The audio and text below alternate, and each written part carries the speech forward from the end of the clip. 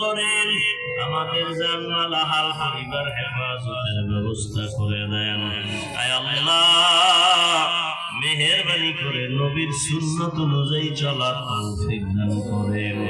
আয় আল্লাহ, আমাদের সবাইকে দ্বীনের খাদেম বানায় দেন। নবীজির মুহাব্বতে আমাদের দিলের নেক আশা পূরণ করে দেন। আয় আল্লাহ, পরস্পরে মুহাব্বত বানায় দেন।